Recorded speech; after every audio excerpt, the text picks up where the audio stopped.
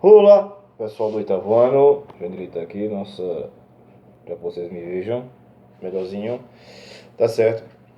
Só pra a gente terminar esse assunto aí, dar uma escavuncada, certo, em outras partes, certo, na independência da América Latina, certo, sobre o domínio da Espanha aqui e tudo mais, certo, nós temos, e logicamente que, uma coisa que eu quero que vocês vejam, é que, como eu falei na outra aula, não existia um sentimento de unidade, certo? Entre todo mundo aqui. Então o que acontece? Cada um ia defender seus interesses, certo? Existia uma luta muito grande por parte, né? Lógico, do Império, certo? Para impedir todas essas revoluções, por conta que na mente do pessoal agora estavam as ideias iluministas, republicanas, de livre comércio e tudo mais. E muitas vezes ninguém quer perder uma colônia, certo? Porque estamos falando de din-din, certo? Por exemplo, aqui no livrinho de vocês, rapidamente, para não ficar de costas para vocês, por exemplo, olha, nós temos o, o Paraguai, certo? Que houve uma independência momentânea de 4 anos em relação ao vice-reinado de Lima, no ano de 1721, e não em relação à Espanha. O objetivo era combater a proteção dada pelos sulistas aos nativos, que contavam com o apoio do governo na causa indígena. Outra coisa, pessoal, que a gente tem que ver também era a forma de tratamento pelo que as pessoas passavam nesse momento agora, certo? Assim como hoje, a gente paga água, paga luz, paga IPVA, paga carro, paga não sei o que, paga celular, paga cartão TIM e tudo mais, aquele negócio todo. Então, ou seja, as pessoas pagavam muitos impostos, né? O que é claro que a metrópole não ia perder. Então, ou seja, você pagava impostos em cima de impostos. O tratamento com, digamos, com as pessoas naquela época, ou indígenas e outros trabalhadores, era desumano. Os caras trabalhavam 16 horas por dia. Por exemplo, aqui no Peru, certo? O movimento também se voltou contra a coroa espanhola, mais diretamente contra o vice-reinado de Lima, no ano de 1780. Tupac Amaru II foi o líder dessa revolta, que criticava as péssimas condições de trabalho, como as jornadas trabalhadas 16 horas por dia, como eu tinha dito, inclusive por crianças, certo? Aí a gente vem para cá, para Nova Granada, que eu vou dar uma trabalhadazinha aqui, que no caso, nessa parte aqui, a gente vem ver a falta de desunião, né, digamos assim, ou de um plano de unidade política, certo? Pronto. Em Nova Granada, o vice-reinado de Nova Granada, hoje Colômbia, Panamá e Equador, foi formada uma junta de governo, mas não ficaram independentes nesse momento, certo? Napoleão tomou o trono espanhol em 1808. A primeira cidade de Nova Granada tentou formar uma junta governamental liderada pelos crioulos. Foi em Quito, a atual capital do Equador, certo? Todos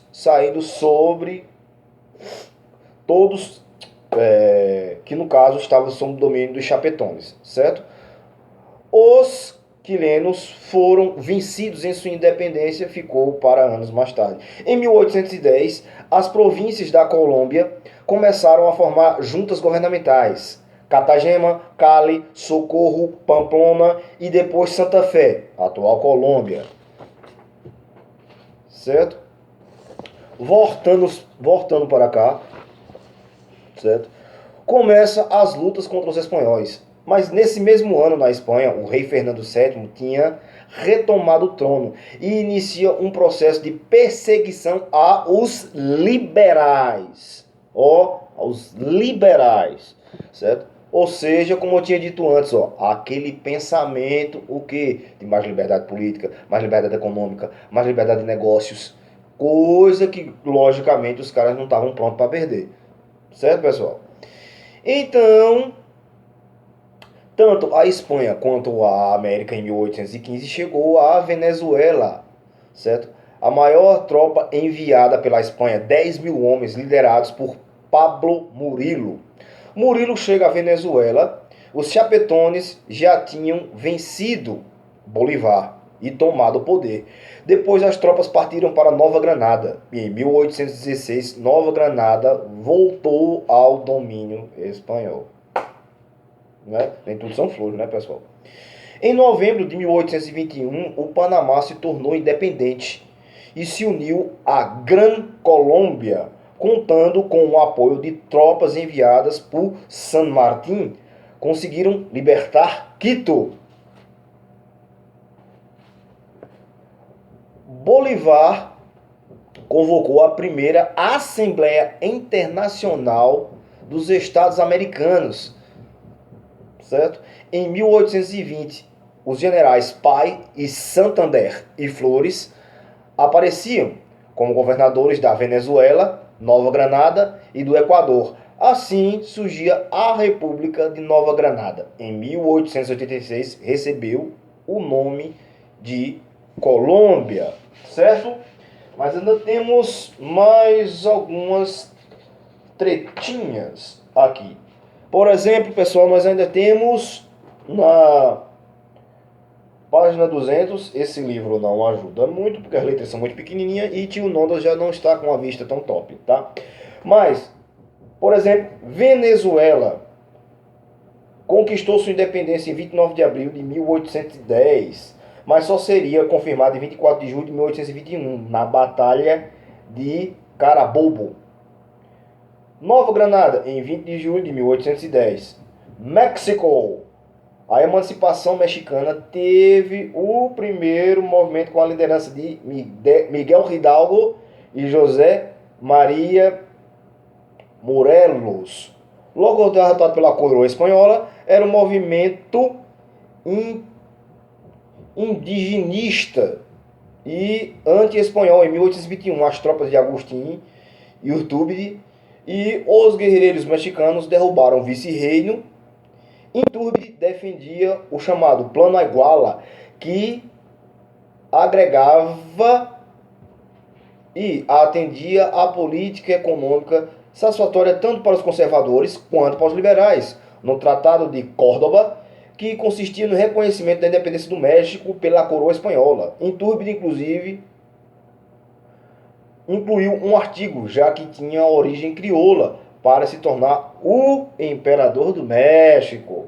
Equador tornou-se independente em 1810. A Argentina conquistou sua liberdade através da Liga Federal ou Liga dos Povos Livres, aliança com o Uruguai para evitar ataques dos outros povos, como o Brasil, por exemplo.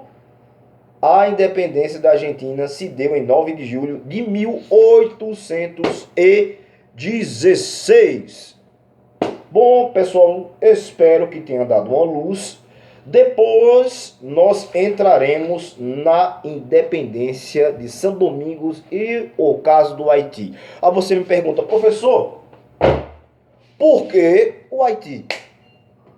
Simples, por conta que o Haiti, com os ideais iluministas franceses e republicanos americanos, mais franceses do que americanos,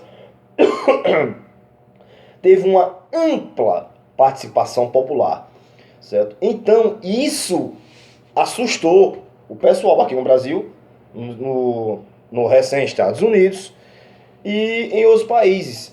Tanto é que, por exemplo, muitas vezes, eu já disse isso a vocês, que muitas vezes os caras diziam, vê como é que tá o negócio lá no Haiti, vamos ter cuidado. Porque eles queriam, como a gente sabe, as elites queriam a liberdade do seu país, etc e tal, uma constituição, sistema republicano e blá blá blá. Mas limitando, certo? Isso as elites, limitando a força do povo. Como o Tio Nonda sempre disse para vocês, que as revoluções, as grandes mudanças, logicamente, certo? São feitas pelas elites, do mais que interessa, a questão do liberalismo econômico, de progresso, mecanização, entre outras coisas. Mas também pelo povo. Então, muitas vezes, as revoluções, elas são feitas pelo povo, mas não para o povo, certo? Então, daí é que entra a questão do Haiti. Pessoal, espero que tenha dado uma luz aí, para que vocês entendam todo esse processo efervescente que explodiu aqui na América Latina, certo? Espero que tenha dado uma luz. Tchau. Daqui a pouco tem mais. Tchau.